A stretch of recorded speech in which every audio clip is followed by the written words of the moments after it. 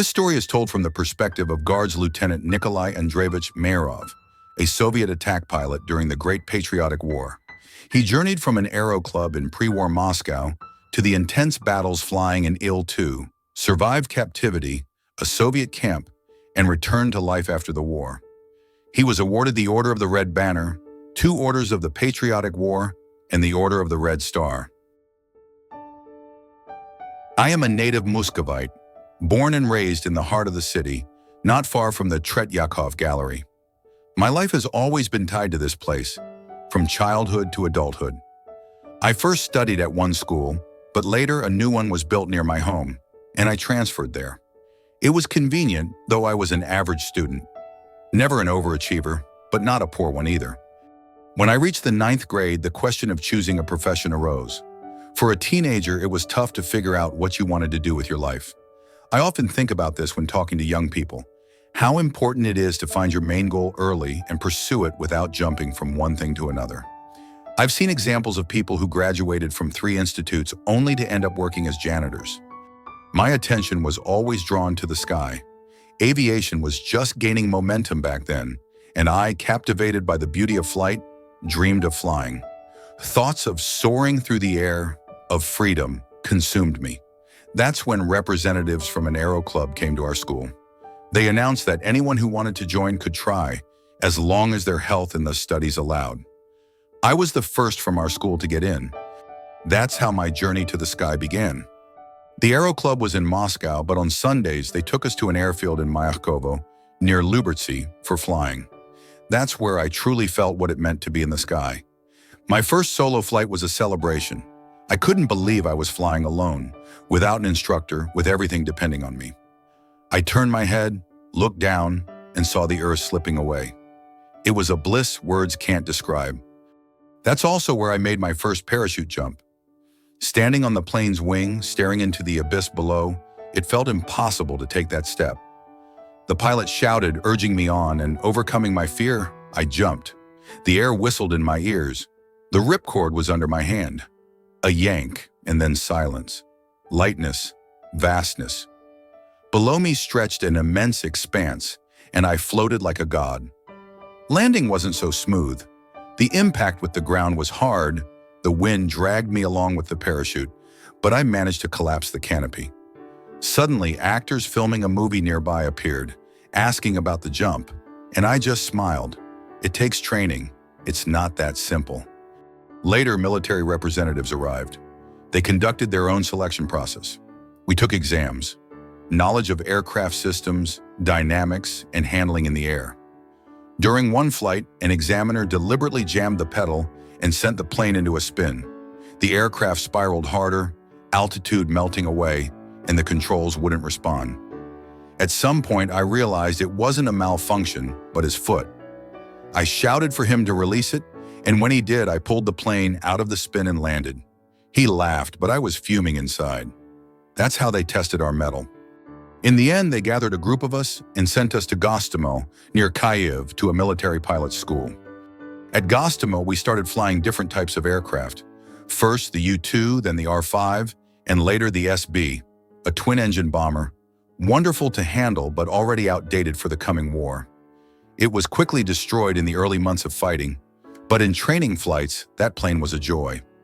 Once I had to urgently fly to another airfield. The engineer reported the plane was ready, and in my haste, I didn't check it myself. In the air, after 50 kilometers, one engine stopped, then the other. Below me were ravines, nowhere to land. But between 2 gullies, I spotted a narrow strip of flat ground. I landed the plane right on its wheels carefully without damaging it. I got out to check. The fuel tanks were empty. The engineer had released the plane without refueling. I lay on the wing, warming myself in the sun, wondering what to do next. Half an hour later, a sports plane arrived, and the school's commander stepped out. He praised my landing, saying not every experienced pilot could have pulled it off. I refused to take off again. The risk was too great. This was still 1940. In the summer of 1941, we graduated from the aviation school. I was assigned as duty officer at the airfield. It was a Sunday at dawn, and I was doing my rounds. Suddenly, I noticed a group of planes flying low. At first, I thought they were our cadets up early. But as they approached, I saw open bomb bays and black crosses on their wings. Germans. I froze, unable to raise the alarm. I dove into a ditch behind barbed wire, and at that moment, bombs began to explode. Tents caught fire, planes blew up, and many cadets died in their sleep. The Germans calmly completed their run, then strafed everything from the air with machine guns, even a herd of cows beyond the airfield. We gathered the survivors. The radio was silent. No information came through. It became clear the war had begun. Stalin had signed papers, trusted Hitler, but he struck without warning. Everything that once seemed distant, Czechoslovakia, Austria, France, was now here, on our soil. After the bombing, we were transferred to Krasnodar, where we continued flying SBs. We hoped to get to the front, but instead we were sent to a combined navigators and pilots school. The training there was serious, with plenty of flights. Then came more raids. The Germans struck at night, showing us what a star raid was like. Bombs fell from all directions, buildings collapsed, and I barely escaped being buried under bricks, running out at the last moment. Later, we were moved to Engels near Saratov, where things were calmer and takeoffs and landings were easy with endless fields around. But soon we were sent to Agdam, Azerbaijan. There we even found a winery where we often went, tasting wines and a harsh mulberry vodka that I remember for its awful strength. Soon an order came to urgently retrain on the new Il-2 attack planes. The instructors worked with us intensively, and I was lucky to have a mentor who quickly realized I was ready. Switching from the SB to the Il-2 wasn't too hard. The plane was heavier, but reliable. We were sent to Kuibyshev, where we received new two-seat planes. From there, I led a group of 9 Il-2s to the front, with an SB guiding us with its good radio to keep us on course. That's how my real war began. When we arrived at the frontline airfield, we faced a grim scene. Out of the entire regiment, only one plane remained. Its pilot sat beside it, crying. His entire unit had perished in battle. This was my first real encounter with the war, and it left a profound impression. We brought 9 Il-2s, and they began gradually easing us into combat operations. At first, everything was cautious. 1 plane for reconnaissance, then a pair, then 6. Decisions were made quickly at headquarters, and there was no refusing. These were my first real combat missions. I was nervous, unsure how I'd handle myself in battle. But when the moment came, I just acted. I fired, attacked, strafed, and to my surprise, felt no fear. We all returned, no one died, and it almost felt like a theater performance. So surreal was the experience. Gradually, I got used to it. War became routine, and anxiety gave way to focus. But my relationship with the regiment commander was poor. He was an unpleasant man, greedy for awards and ranks, and he was biased against me. While pilots in other units received orders after 10 missions, I completed 100 and had none. Even the cook in the mess hall had an order, but I had nothing. The commander picked easy missions for himself to quickly meet the requirements for awards. Once he made me his deputy. We went on a mission, but on the return he started wandering, leading the group astray. I realized we'd lose both planes and people if this continued. So I took command, led the group back, and landed everyone safely. No one noticed the switch. They assumed it was planned. But the commander, though silent, clearly held a grudge. It went on like that. He didn't give me awards, downplayed my successes. Only when a representative from headquarters learned I had over 100 flawless combat missions without a single award, did things change. A week later, I was called to division headquarters and given 2 orders at once. That settled it, but the resentment lingered. For me, that wasn't the point. I flew, fought, carried out missions. I became more and more immersed in combat work and couldn't imagine myself outside of it. That's how my real frontline life began. Every mission was a test, and many are etched in my memory forever. Reconnaissance missions were often the most dangerous. You flew alone, low, in clear skies. Any German fighter could appear and shoot you down easily. I remember being ordered to drop leaflets over Kryvyi Rih. The flight was fine until a sudden snowstorm hit. I found myself among the smokestacks of metallurgical plants, barely managing to pull the plane vertical to slip through. Then, messers chased me. A cloud saved me. I dove into it and circled until I could escape to the front line. Our anti-aircraft guns met the Germans and I returned alive. Sometimes the weather itself was the enemy. We went out in a group of 6 to hit a German column and flew into a thunderstorm. Lightning flashed right in my eyes, sparks crackled in the wings, and the fuel tanks were full. The II shook as if held by a giant, and it felt like it might fall apart any second. But we broke through and came out right over the target. With my first bomb, I destroyed a staff car, then we tore through the column. Everything was engulfed in fire and smoke, but on the way back, we lost one of our own.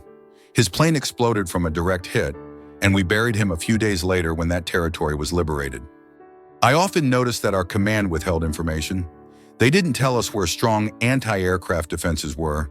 We went in blind, and many died because of it. If the lead pilot was sharp enough to approach from the side, we might avoid the worst. But more often, we were met with fire head-on. I still believe many losses were unnecessary, and the blame lies with headquarters that didn't value their people. There was another incident. During a mission, my engine failed. The airfield was full of planes and I was heading straight for them. Turning was impossible.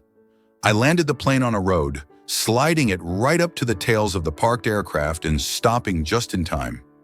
Everyone saw I could have wiped out the entire lot, bombs and fuel included, but miraculously it worked out. The engineer spent a long time sorting out the failure, but I was immediately ordered to take another plane and go on reconnaissance. That was war. No leniency, no breaks. I also remember meeting famous pilots. Once my gunner, a young, scared guy, hid in the cockpit when a messer came at us. I was furious, chasing him across the airfield with a pistol, not so much to punish him as out of desperation. Then Pakrishkin stopped me, laughed, and suggested we have a drink in the mess hall instead. That's how I first met the man who later covered me in battles multiple times. We lost friends. I remember the look in the eyes of Yuri Minayev, a young Muscovite, when his Il-2 caught fire in the sky next to me. He stared at me through the flames, and I could do nothing. His canopy was jammed, and he burned alive. Those images stay with you forever. Despite the fear and losses, we had to fly again and again, strafing, diving, firing cannons and machine guns, launching rockets. It all became part of our lives. Every pass, every fight could be our last. But we kept following orders because there was no other choice.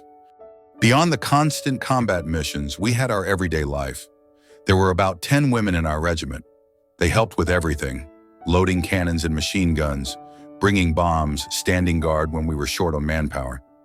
These women were not just comrades, but true support. I remember a story with Mashka Petrova. She was put on night guard duty, and the commander sneaked up to test her vigilance. When she saw him, she screamed, "Oh, dear God, what do I do now?" The whole regiment laughed about it later, but we all knew they could face deadly danger at any moment. Many pilots married women from the Airfield Service Battalion. Romances blossomed and real families were formed. I didn't have that. My fate took a different path. Captivity and camps awaited me, and only after the war did I start a family. In the regiment, I had a dog named Bobek. A few times I took her in the gunner's cockpit, and she handled the noise and G-forces surprisingly well. But I stopped doing it. If she died, I'd have felt guilty. Frontline life was harsh. We ate what we were given, sometimes sharing captured wine or moonshine. We were exhausted to the point of collapse, but found strength for jokes, songs, and stories.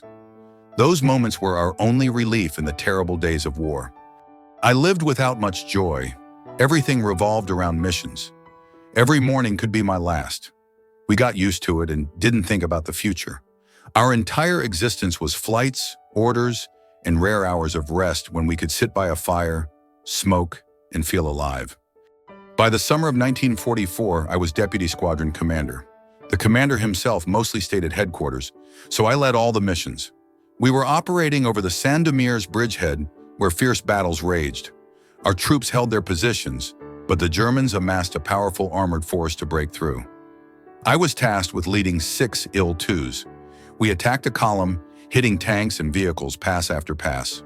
On the third run, a large anti-aircraft shell exploded near me.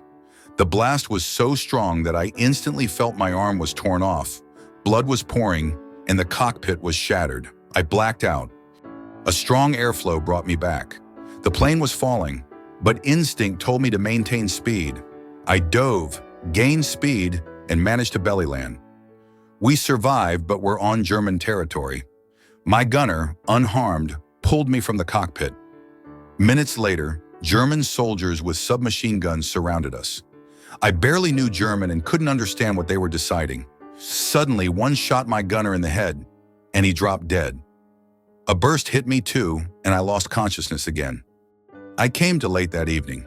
Someone kicked me with a boot, and I realized I was among a German burial team.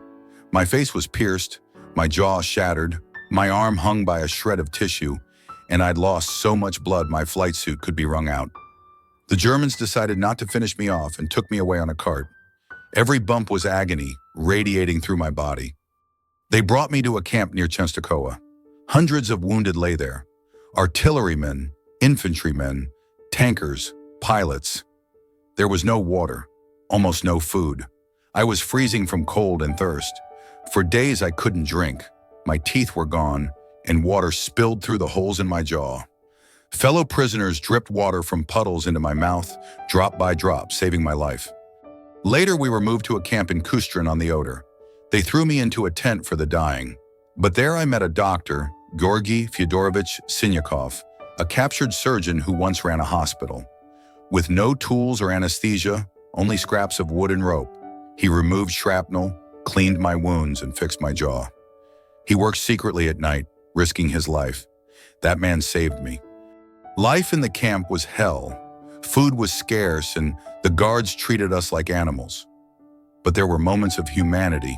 Sick, wounded comrades shared bread and stolen vegetables. They helped me eat, kept my spirits up, and I, in turn, told jokes and sang to cheer them. As the front drew closer, we were moved to another camp, then near Berlin. I could walk by then, but was weak and sick with scabies. Finally, our tanks burst into the camp. We were free. Victory had reached us. It seemed the ordeal was over, but a new blow awaited, arrest in a Soviet camp. You'd think liberation would mean returning home to a peaceful life, but fate had other plans. Instead of rest, I was sent to a Soviet camp. Stalin ordered all former POWs to be filtered. Barely alive, I was sent to a camp near Ufa. It was earth dugouts filled with fleas, straw on the floor, disgusting food, and almost no medical care. At night, they woke us at 3 for interrogations, asking the same questions. Who I knew, where I'd been, what I'd done. The interrogators pressured us to confess to being spies. I told them I couldn't shoot myself. The Germans did it for me, but words didn't matter. Some comrades couldn't take it and tried to escape, unable to believe our own leader had put us there. We fought, lost friends, burned in cockpits, and now we were branded traitors. Those who survived ate stolen potatoes from kolkhoz fields at night, without salt or bread, and that was a treat. I was tormented by interrogations and humiliation. The camp was filled with despair. Some were sent to logging camps, others into exile. I held on only for my mother, knowing she'd be alone if I died. When the camp closed, they told us, "The motherland forgives you." Forgives what? We didn't surrender willingly. We were captured, wounded, and broken. They wouldn't let us serve in the army anymore. Some were exiled beyond the 101st kilometer from Moscow, banned from the capital. I returned home. My mother wept with joy. She'd received 2 death notices about me. Yet there I stood, alive. But my health was ruined. In the hospital, they operated on my arm and head, and I spent a year with doctors. They saved me for good, stitched my blood vessels, restored my arm, reassembled my bones.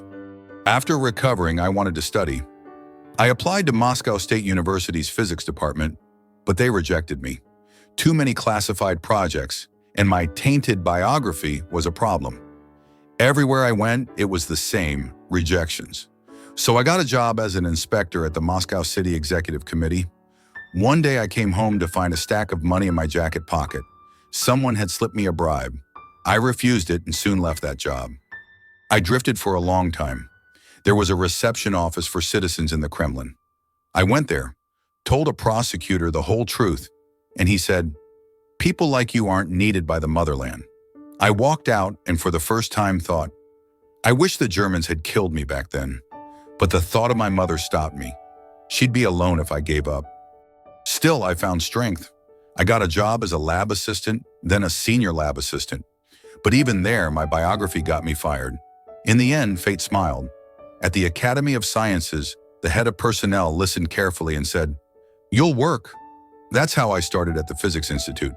By day, I worked as a mechanic, a lathe operator, and helped in labs.